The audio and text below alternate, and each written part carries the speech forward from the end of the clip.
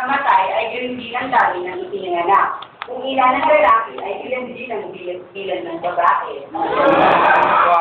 Ang lahat naman ha, hindi ko pa yan narinig. Paano ginawa yun? Aba, kapag ang gabi na isli, kumukuha ako ng ilang oras sa umaga, at kapag ang araw ay maisli, kumukuha ako ng ilang oras sa gabi. Kung sa bagay, mahina ang pagkamatay ng mga tao. Ang ginagawa kong mamamatay na una, ang mga pilay at ang mga bulag.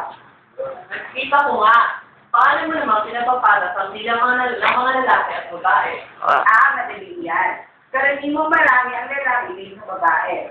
Kaya kapag nakakita ako ng lalaking parating, oo na oo sa lahat ng sinasabi ng kanyang asawa at ginagawang lahat ang inutos sa kanya. Pinababalik ko agad na siya hindi dapat maging lalaki. Kaya siya ginagawa kong babae. Ganyan, nagkakapatas ang bilang ng mga lalaki at mga babae. Nalaman ka agad ng lahat na ang sinukoy ng paligid, hindi dapat putulin ang mga sapat ng mga ibon. Hindi ako mabuting pinuno. Hindi ko kaya sabihin ang kung ano ang nasa isipan ko at kung ano ang nararapat.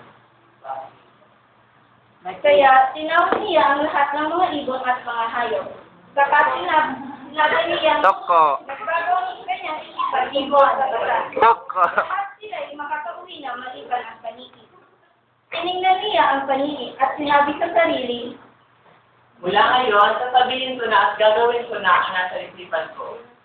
At dahil sa talagang galit siya sa paniki, ito'y pinitik niya at itinaboy sa pugad ng lahat. Salamat po, salamat.